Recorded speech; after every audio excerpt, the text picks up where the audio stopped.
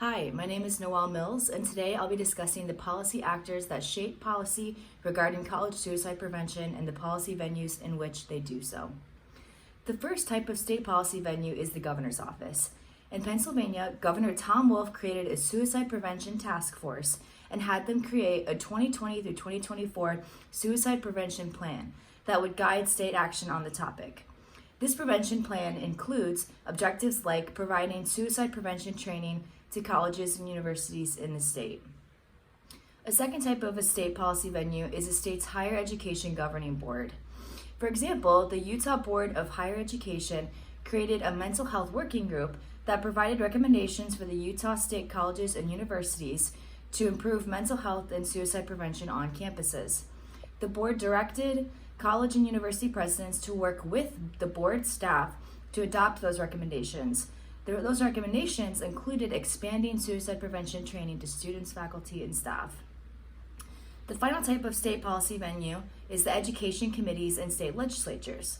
In Ohio, for example, House Bill 28, introduced by Representative Marlene Anielski, established a requirement for state colleges and universities to offer suicide prevention programs just last year. This gives an example of how college suicide prevention can be addressed at the state level.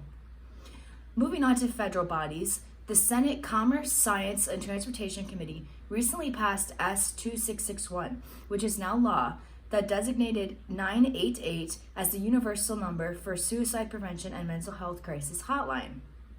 This was introduced by the pictured Senator Cory Gardner and is considered a massive success for suicide prevention groups across the country.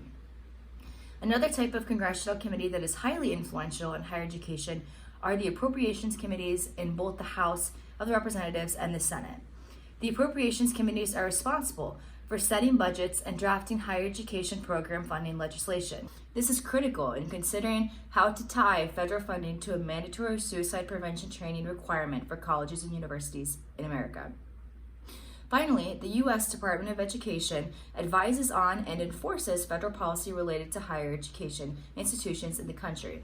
Recently, under the leadership of Secretary of Education Miguel Cardona, the department published a report called Supporting Child and Student Social, Emotional, Behavioral, and Mental Health Needs.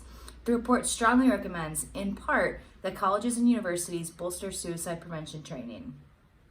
These are just a few of the actors who handle college suicide prevention policy and the venues in which they do so.